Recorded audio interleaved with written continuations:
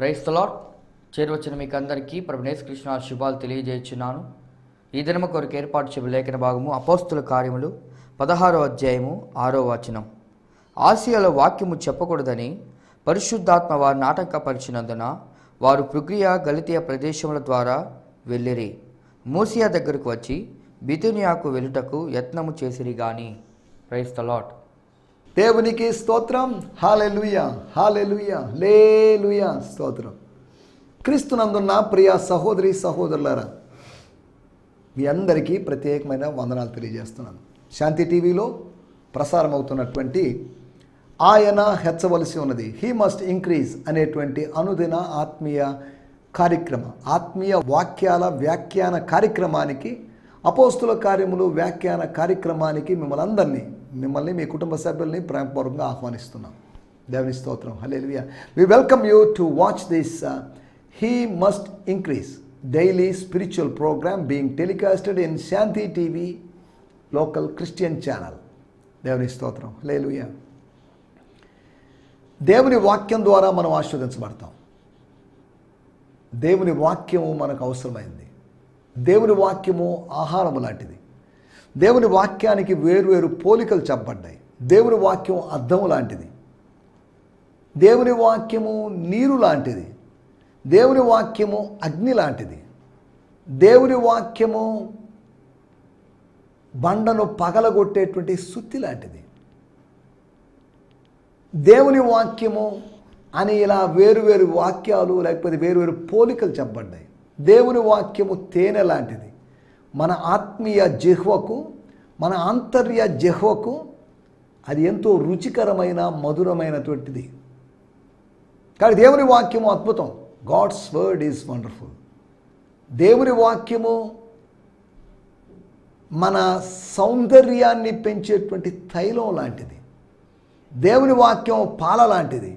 దేవుని వాక్యం అన్నం లాంటిది. దేవుని వాక్యం మాంసం లాంటిది. బలమైన ఆహారం మాంసం. దేవుని స్తోత్రం. హల్లెలూయా. కాబట్టి దేవుని వాక్యాన్ని మనం కలిగి ఉన్నాం. దేవుడు మనకు వాక్యాన్ని ఇచ్చాడు. దేవుడు తన వాక్యమును యాకోబుకు బయలుపరచను.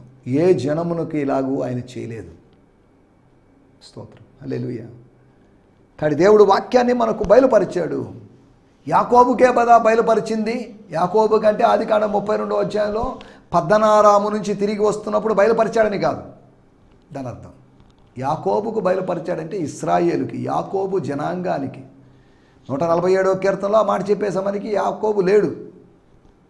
యాకోబు జనాంగానికి, ద జనరేషన్ ఆఫ్ జేకబ్, లేదంటే ఇజ్రాయేలు జనాంగానికి దేవుడిచ్చిన ధర్మశాస్త్రాన్ని ఉద్దేశించి, దేవుని మాటలను ఉద్దేశించి ఆ మాటలు చెప్పారు.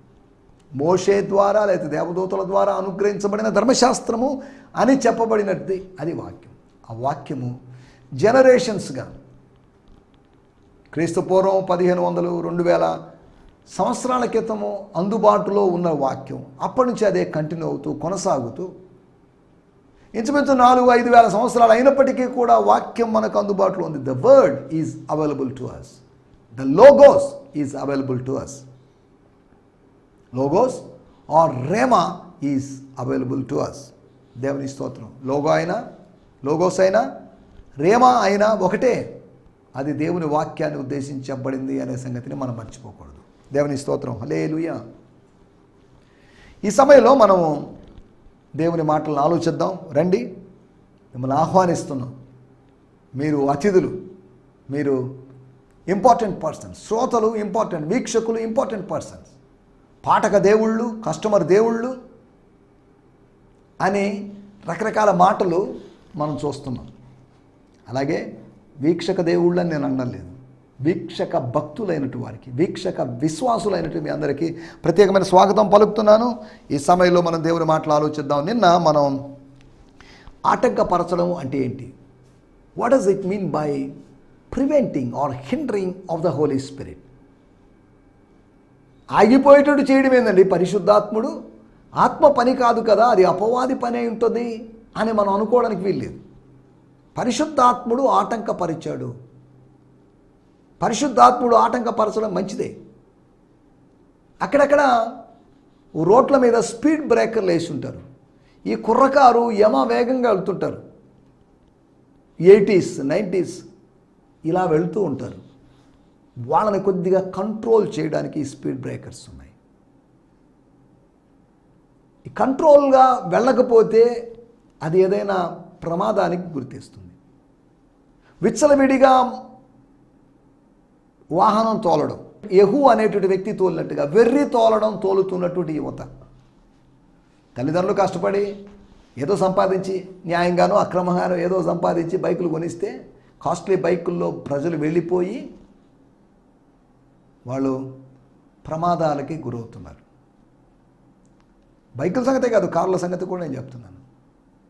కాబట్టి యవ్వన బిడ్డలకి అవకాశం ఉన్న నడవమని చెప్పండి, వీళ్ళంతవరకు నడవమని చెప్పండి. బైకులకు అలవాటు పడిపోయి సోమరిపోతులుగా మనం వాళ్ళని తయారు చేస్తాం. నెక్స్ట్ జనరేషన్ని we are making them as lazy generation. ఈ ప్రస్తుత generation hard working generation, next generation lazy జనరేషన్గా మారిందనుకోండి, ప్రగతి కలిగే అవకాశం లేదు. దేవుని స్తోత్రం. మనం ఆలోచిస్తున్న విషయాల్లోకి వచ్చేద్దాం.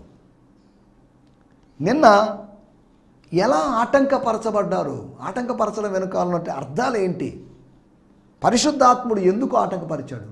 Is it for good or bad? It was for purely for their good, వారి మంచి కోసమే. ఆటంకపరచడం అంటే సిద్ధపాటును మరింత ఎక్కువగా కలిగించడానికి ఆయన ఆటంకపరిచాడని ఆమోసు గ్రంథము 4వ అధ్యాయంలో రాయబడింది. ఆయన సన్నిధిలో కనబట్టుకు సిద్ధపడి ఉండండి. Prepare to submit your selfs. స్తోత్రం, హల్లెలూయా. ప్రిపేర్ కండి, దేవుని సన్నిధిలో మనల్ని మనం సమర్పించుకోవడానికి మనం సిద్ధపడి ఉండాలి. ఒక సిద్ధపాటు లేకుండా ఉన్న పాటున చింపిరిగా ఇంట్లో వేసుకునే వస్త్రాలతో మనం ఒక అధికారిని కలవడానికి వెళ్ళాం. మనం చక్కగా డ్రెస్ అయ్యి చక్కగా మనల్ని మనం అలంకరించుకొని వాళ్ళ ముందు మనం వెళ్ళి కనిపిస్తాం. మనం ఇక్కడ ఆలోచిస్తున్న విషయాల్లోకి వచ్చేద్దాం. సిద్ధపరచాలి అనే ఉద్దేశంతో దేవుని ఆత్మ ఎప్పుడు మనల్ని సిద్ధపరుస్తూ ఉంటాడు. He prepares, the spirit of God's prepares. రెండో విషయం, స్వకీయుల యొద్ద చేయాల్సిన పనిని మర్చిపోయి, స్వకీయుల మధ్యలో చేయాల్సినటువంటి సంగతులు కొన్ని మర్చిపోయి అన్యజనులని మనం ఆలోచించకూడదని కాదు. అలాగో ఈ ప్రజల్ని స్వజనులని అన్యజనులని విభజించడానికి కూడా వీల్లేదు కదా. మన అవగాహన కోసం ఎవరు ఏంటి అనే దానికోసం మనం విభజిస్తున్నాం అంతవరకే. స్వకీయుల వద్ద చేయాల్సిన సేవ ఉండగా అపోస్తల కార్యం 13వ అధ్యాయంలో పౌలు గారు అన్నారు, మొదట దేవుని వాక్యం మీతో చెప్పాల్సింది, కానీ మీరు అపాత్రులుగా భావించారు. మేమేం చేయాలి ఇప్పుడు? Let's go to somewhere. మీరు అపాత్రులుగా ఎంచబడ్డారు, మీరు వినడానికి ఇష్టం లేదు, మీకు ఆసక్తి లేదని భావించి, ప్రభువా వీళ్ళ మనసులు మార్చు, వీళ్ళ మధ్యలో మేము చెప్పుకుంటాం, ఎన్ని రోజులైనా మేము ఎదురు చూస్తాం అని చెప్పాల్సిన అవసరం లేదు. అవతల వైపు దూరంగా వేరొక మందులో, మీకు దూరంగా లేదా మీ మధ్యలో అన్యజనులు అనబడిన వాళ్ళు జెంటైల్స్ ఉన్నారు. మీరు ఎవరినైతే చిన్న చూపు చూస్తున్నారో వాళ్ళ మధ్యలోకి మేము వెళ్ళి చెప్తాం కదా. పిల్లలకి రొట్టెలు అవసరం లేనప్పుడు పిల్లలు బారేస్తున్నారు, అవి కుక్క పిల్లలు తీసుకుంటున్నాయి, అంతేగా. పిల్లల రొట్టె హీలింగ్ అనబడేది పిల్లలు అనుభవించినప్పుడు అవి కుక్క పిల్లల లాంటి ప్రజలు. కుక్క పిల్లలకి జంతువులకు కూడా జబ్బులు వస్తాయి, వాటికి హీలింగ్ కావాలి. హీలింగ్ అనేది సార్వత్రికం, స్వస్థత అనేది సార్వత్రికం, అది అందరికీ కావాలి. మనసు బాగలేని వాళ్ళు చాలామంది ఉన్నారు. మనసు బాగాలేదండి, డిస్టర్బ్ అయ్యామండి, డిప్రెస్ అయ్యామండి అని చెప్పండి వాళ్ళు ఉన్నారు. స్తోత్రం. మనకు స్వస్థత కావాలి. We need divine healing. మూడో విషయాన్ని, సువార్తను ప్రకటింపజేయడానికి, మహిమ కలిగిన గ్లోరియస్ గాస్పల్ని ప్రకటింపజేయడానికి, అనగా అన్యజనుల మధ్యలో కాకుండా అన్యజనుల మధ్యలోకి వెళ్ళే టైం ఉంది. Wait for some time. అపోస్తల కార్యములు 10వ అధ్యాయంలో సీమోను అనేటువంటి ఒక వ్యక్తి, ఒక చర్మకారుని ఇంట్లో పేతురు గారు ఉన్నారు. ఉండి అక్కడ వెయిట్ చేస్తున్నాడు. అక్కడ అతనికి ఏం పని? బహుశా అక్కడ చర్చ్ రన్ చేస్తున్నాడు, ఇవన్నీ మనకు రాయబడలేదు. అక్కడ ఉండడంలో ఉద్దేశం ఏంటి అంటే, maybe he is waiting for the future ministry. Kerith వాగు దగ్గర ఉన్నట్లుగా అతడు ఆ చర్మకారుని ఇంట్లో ఉన్నాడు. తర్వాత అక్కడి నుంచి కొర్నేలు ఇంటికి వెళ్ళాడు. అలాగని కొర్నేలు ఇంట్లో ఫిక్స్ అయ్యాడని కాదు, అక్కడే సెటిల్ అయిపోయాడని కాదు. దేవుడు స్వకీయుల మధ్యలో ఉన్నటి పరిచర్య, గ్లోరియస్ గాస్పల్ని మనం వినిపింపచేయాలి అనేటువంటి ఉద్దేశంతో మనల్ని కొన్నిసార్లు ఆపొచ్చు. పరిశుద్ధాత్ముడు వారిని శాశ్వతంగా ఆటంకపరిచినందున అని కాదు, కొంతకాలం ఆటంకపరిచాడు. ఒక్కసారి ఆటంకపరిచాడు, ఒక్కసారి ఆటంకపరిచినా మనకు అర్థమవుతుంది వేరే డైరెక్షన్లో వెళ్ళమని. To change your direction sometimes he will hinder us, he will hinder you.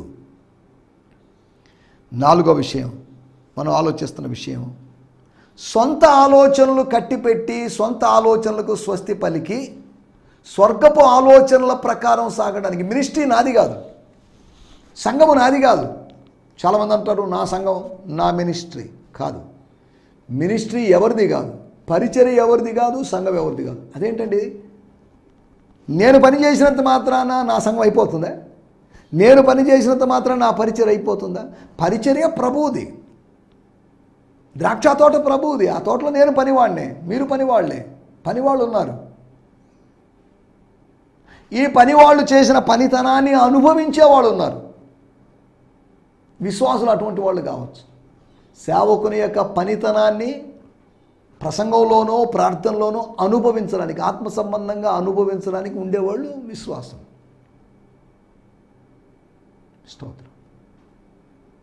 మనం అర్థం చేసుకోవాల్సిన విషయం, మినిస్ట్రీ నాది కాదు, మినిస్ట్రీ దేవునిది. దేవుని మినిస్ట్రీలో దేవుడు ఒక వింగ్, ఒక బ్రాంచ్ నాకు అప్పగించినట్టుగా ఇచ్చాడు. దీనికి నేను దేవునికి లెక్క అప్పగించాలి. నా అనేది చావాలి, నా అనేటి అహం చావాలి, ఐ అనేది చావాలి. Not I but Christ, not I but you. నేను కాదు నువ్వు, నీ ఆలోచనలు. నా ఆలోచన కాదు, నా ఆలోచన కొట్టివేసి స్వర్గపు ఆలోచనలకి ఎస్ చెప్పాలి. దేవుని స్తోత్రం, హల్లెలూయా. కాబట్టి మనం ఆలోచిస్తున్న విషయం సొంత ఆలోచనలు కాదు, సొంత ఆలోచనలు పక్కబెట్టి స్వర్గపు ఆలోచనలు. పరలోకమందు నీ చిత్తం ఎలాగూ నెరవేరుచున్నదో భూలోకమందు కూడా నీ చిత్తం అలా నెరవేరాలి. స్తోత్రం. అలా నెరవేరకపోతే నష్టం. పరలోకములో నిత్యత్వం మొదలుకొని నిత్యత్వం వరకు దైవచిత్తమే నెరవేరుతున్నప్పుడు భూలోకంలో కొంతకాలము దైవచిత్తం నెరవేరు. మనమున్నంత కాలం మాత్రమేనే కాదు. సరే, దేవుని స్తోత్రం, హల్లెలూయా. వీటి గురించి మనం నిన్నటి ఎపిసోడ్లో మనం ఆలోచించాం. మనకు సమయం కొద్దిగానే ఉంది, ఇంకొక 13 నిమిషాలు ఉంది కనుక స్టే ట్యూన్. ఎవరు దాటిపోవద్దు, ఎవరు ఆగిపోవద్దు, ఎవరు ఛానల్ మార్చొద్దు. దేవుని స్తోత్రం. ఒకవేళ కరెంట్ పోయినా పర్లేదు, మీ మొబైల్లో ఛార్జింగ్ ఉంటుంది కాబట్టి యూట్యూబ్ నుంచి దీన్ని కంటిన్యూ చేయొచ్చు. టీవీ సెట్లో చూస్తున్నవారు కరెంట్ పోతుందని బాధపడుతున్నట్లయితే అలా బాధపడాల్సిన అవసరం లేదు.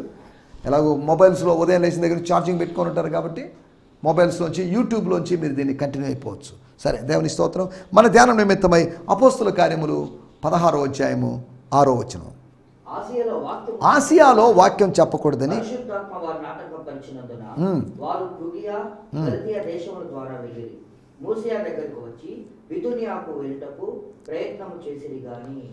చాలండి.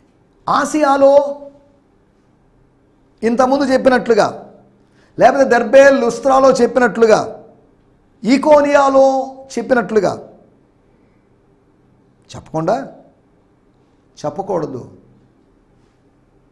చెప్పించిన వాడు ఆయనే, చెప్పకూడదు అని చెప్పిన వాడు ఆయనే, మరలా చెప్పించిన వాడు కూడా ఆయనే. వారిని ఆటంకపరిచినందుకు వాళ్ళకి ఏమైనా వై వి వెర్ స్టాప్. అదొక మర్మం, అది వాళ్ళకి అర్థం కాలేదు. ఆటంకపరచబడినట్లు మాకు అనిపించిందండి. We thought, we sensed in the spirit, holy spirit hindered us. ఆయన ఆటంకపరిచినందున వారు ఆసియా దేశం అని అనలేము, ఆసియా ప్రాంతం. వారు ఆ ప్రాంతమును విడిచి ఫ్రుగియా, గలతియా ప్రదేశముల ద్వారా వెళ్ళిరి.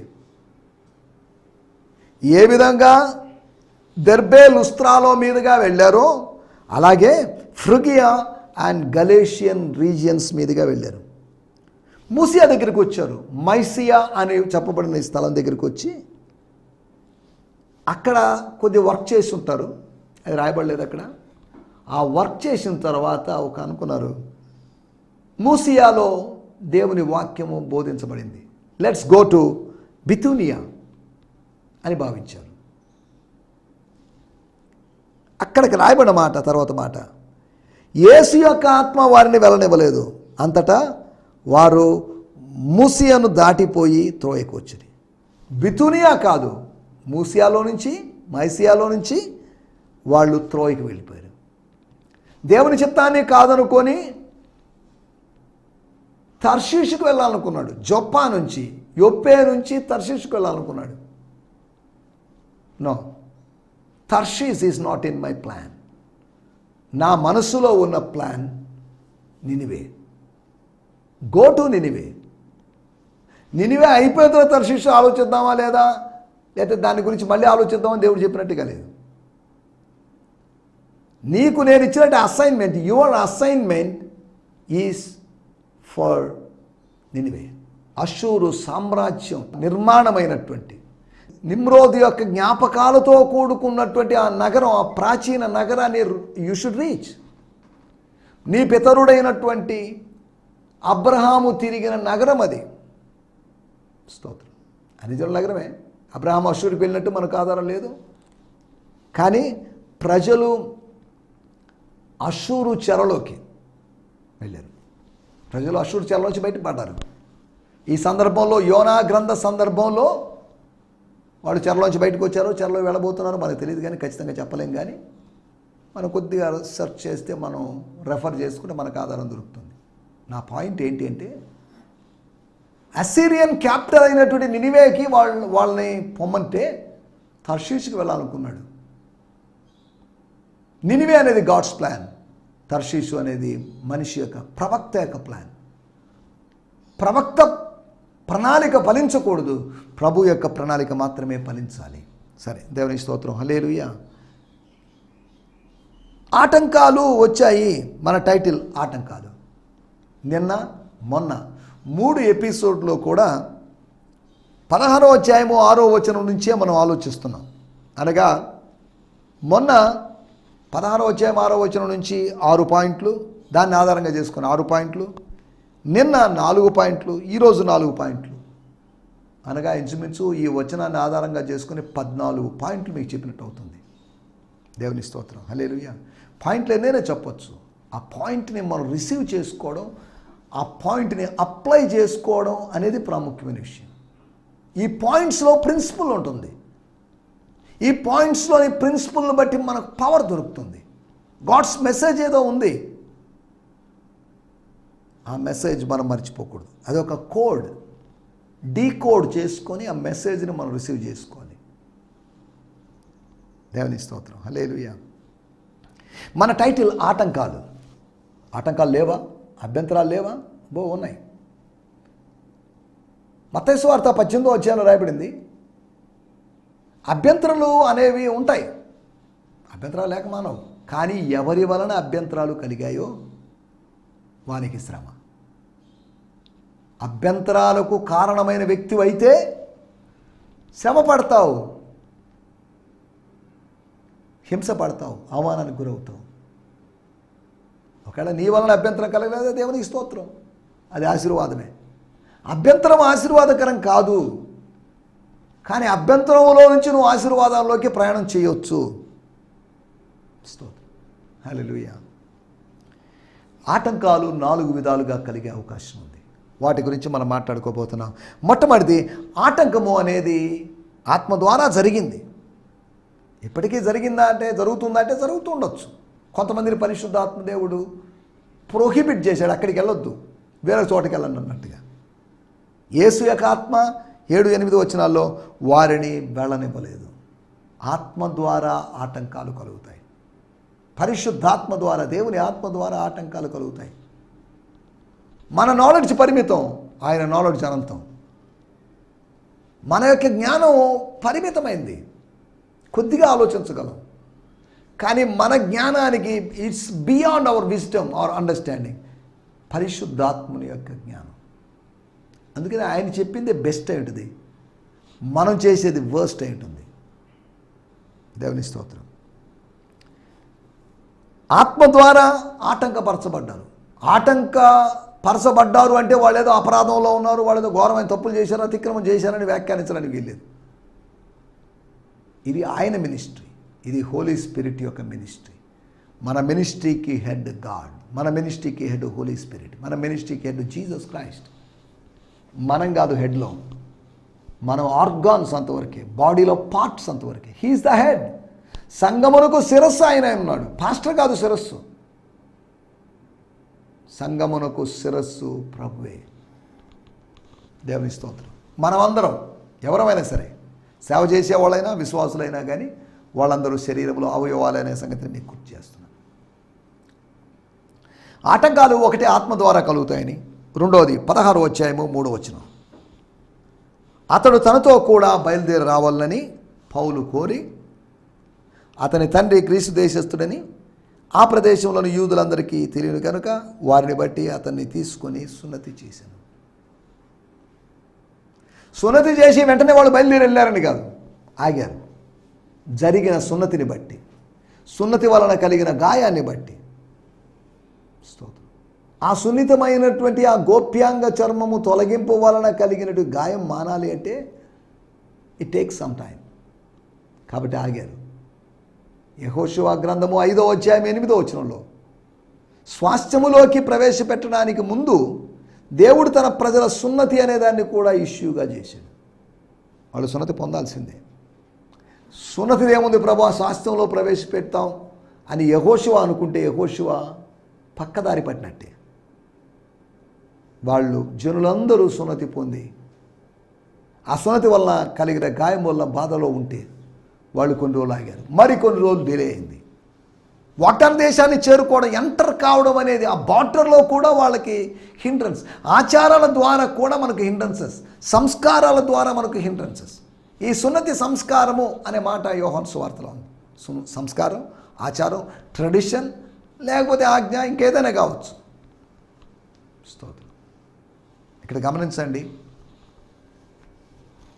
ఒకటి ఆత్మ ద్వారా పరచబడవచ్చు. రెండోది ఆచారం ద్వారా. సున్నతి అనేటువంటి ఆచారం అది బాహ్యమైనటువంటి ఆచారం, మనము ఆంతర్యములో ఆచరిస్తున్నాం. శరీరమును ఆస్పదము చేసుకొనక ఆత్మలో ఆరాధించు మనమే సున్నతి పొందిన వారం, సున్నతి పొందిన వారితో సమానం, ఈ ఛేదన ఆచరించు వారం మనం అని పౌలు గారు చెప్పిన మాటలు మనం ఫిలిప్పీ పత్రికలో చూడగలం. స్తోత్రం. హల్లెలూయా. మనం ఆలోచిస్తున్న విషయం, రెండో విషయము ఆచారము ద్వారా ఆటంకపరచవచ్చు. ఆచారం పూర్తిగా ఆటంకపరుస్తుందని కాదు, కాస్త ఆటంకపరచబడ్డారు. మూడో విషయాన్ని నేను మీకు జ్ఞాపకం చేస్తాను. 16వ అధ్యాయము 15వ వచనం. ఆమె ఇంటి వారు బాప్తిసం పొందినప్పుడు ఆమె నేను ప్రభువునందు విశ్వాసము గలదానని మీరు ఎంచితే నా ఇంటికి వచ్చి ఉండండి, కొన్ని రోజులు ఉండండి, మా ఇంట్లో గడపండి. You spend some time at my home. మా ఇల్లు విశాలమైందే. ఎవరెవరున్నారు? పౌలు, శీల, తిమోతి, ఇంకా ఎవరైనా యాడైన మీ ముగ్గురో లేకపోతే 3+ సంథింగ్, ఎవరైతే ఏమి కొన్ని రోజులు ఉండొచ్చు కదా. నా మీద నమ్మకం లేదా, నేను విశ్వసించలేదని మీరు అనుకుంటున్నారా అని ఒక సెంటిమెంట్ మాట్లాడింది లుదియా. తన ఆత్మీయ తండ్రితో, తన ఆత్మీయ సహోదరునితో, ఆయనతో ఏర్పడిన అనుబంధాన్ని బట్టి ప్రార్థన జరుగును అనుకుని అక్కడ కలుద్దామని వచ్చాడు. కానీ పరిస్థితులు తారుమైనని అక్కడ ఆమె హృదయం తెరవబడింది, ఆమె షాపు తెరవబడింది, ఆమె యొక్క దుకాణం తెరవబడింది. అదే సమయంలో ఆమె హృదయం తెరవబడింది. తర్వాత ఆమె ఇల్లు తెరవబడింది. దేవుని స్తోత్రం. హల్లెలూయా. పౌలు గారు ఏదో కొనుక్కోవడానికి కూర్చుంటారేమో అనుకున్నారు. ఊదారంగు పొడి కొనుక్కుందామని వచ్చాడు. కానీ ఉపదేశించేటువంటి, పరలోకానికి చేర్చేటువంటి, ఊర్ధ్వలోకానికి నడిపించేటువంటి యేసును సొంతం చేసుకోగలిగింది. ఊదారంగు పొడి కన్నా శ్రేష్టమైనటువంటి క్రీస్తును పొందుకుంది. ఊదారంగు పొడి కన్నా శ్రేష్టమైనటువంటి, ఊదారంగు వస్త్రముల కన్నా శ్రేష్టమైనటువంటి క్రీస్తును తాను ధరించగలిగింది. దేవుని స్తోత్రం. కొన్నిసార్లు కొన్ని సెంటిమెంట్స్ మనల్ని అడ్డుకుంటాయి, ఆపేస్తాయి. బంధుత్వం మనల్ని కొన్నిసార్లు అదొక బంధకంగా మారచ్చు కాదా? మారదా? మన సందర్భాలు ఉంటాయి. మీరు ఏడ్చి నా గుండెను బద్దలు చేస్తారు, ఎందుకంటే నన్ను లెట్ మీ గో, నన్ను పోనివ్వండి, నేను వెళ్తాను, నేను యెరూషలేముకి వెళ్తాను, ఎక్కడికైనా వెళ్తాను, బంధించబడ్డానికి కాదు, చచ్చిపోవడానికి కూడా సిద్ధంగా ఉన్నాను, నన్ను ఎందుకు మీరు ఆపుతున్నారు, వాట్ ఈస్ దిస్ అన్నట్టుగా పౌలు అడిగినట్లుగా మనం అపోస్తుల కార్యం 21వ అధ్యాయంలో చూడగలం. స్తోత్రం, హల్లెలూయా. అభిమానం కొన్నిసార్లు ఆటంకాల్ని కలిగిస్తుంది. అనుబంధమో లేకపోతే అభిమానమో మనకు కొన్నిసార్లు ఆటంకంగా మారచ్చు. ఒకటి ఆత్మ ద్వారా ఆటంకం కలుగుతుందని, రెండోది మనం ఆలోచించే విషయం ఆచారం ద్వారా ఆటంకం కలుగుతుందని, మూడోది అభిమానం అనుబంధం ద్వారా ఆటంకం కలుగుతుందని, నాలుగో విషయం నేను చెప్పి ముగిస్తాను. 16వ అధ్యాయము 24వ వచనం. అతడు అతి ఆజ్ఞను పొంది వారిని లోపలికి చెరసాలకు త్రోసి వారి కాళ్ళకు బండ వేసి బిగించెను. అతడు అనగా జైలు అధికారి, చెరసాల నాయకుడు ఆజ్ఞను పొంది, పై అధికారుల దగ్గర నుంచి ఆజ్ఞను పొంది, పరలోకం నుంచి ఆజ్ఞను పొందని కాదు, ఆజ్ఞను పొంది వారిని లోపలికి చెరసాల్లో త్రోసి. అంటే తిమోతి లేడా అంటే పౌలు సెల్ల ప్రస్తావన ఉందంటే తిమోతిని వేరొక సెల్లో వేసి ఉండొచ్చు, లేకపోతే తిమోతి తప్పించుకొని పోయి ఉండొచ్చు, లేకపోతే అక్కడెక్కడ తిరుగుతుండొచ్చు, లేకపోతే నువ్వు అవసరం లేదులే వీళ్ళని అని పట్టుకొని పోయి ఉండొచ్చు. వారిని లోపల చెరసాల్లో వేసి డంజన్లోకి వేసి, అనగా భూమి కింద తవ్విన గుంటలాగా ఉన్నటువంటి ఆ చెరసాల్లో వేసి, గంజీ రూమ్ అంటారు, దాంట్లో వేసి, అనగా కఠినమైన శిక్ష. తిమోతికి స్వల్ప శిక్ష ఇచ్చి వాళ్ళ వెనకాల తిరుగుతున్నాడు కాబట్టి, వీళ్ళే మెయిన్ కాబట్టి వాళ్ళ లోపలికి నెట్టేశారు. చీకటి బెలములోకి తోసివేసినట్లుగా వారి కాళ్లకు బొండలు వేసి వాళ్ళని బిగించారు. నడవలేని విధంగా, తప్పించుకోలేని విధంగా, పారిపోలేని విధంగా కాళ్ళు రెండు బిగించబడ్డాయి. సరిగా నడవలేరు, పరిగెత్తలేరు, మెల్లగా నడవమంటే నడవచ్చు. వాళ్లకు కలిగినటువంటి ఆపదల ద్వారా ఆటంకపరచబడ్డారు. అధికారుల యొక్క ఆజ్ఞ ద్వారా ఆటంకపరచబడ్డారు. లోకం ద్వారా పరచబడతాం, అన్ని జనుల ద్వారా ఆటంకపరచబడతాం.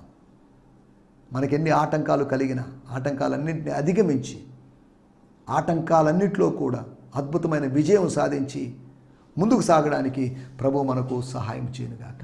ఆమేన్, హల్లెలూయా, హల్లెలూయా.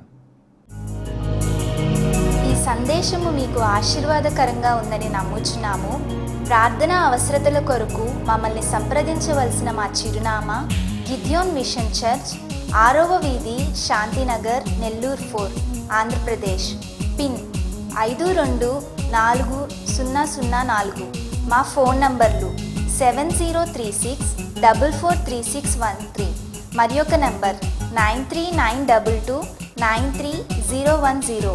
మా ఈమెయిల్ ఐడి gfihmi2015@gmail.com. దేవుడు మిమ్మును ఆశీర్వదించునుగాక. ఆమేన్.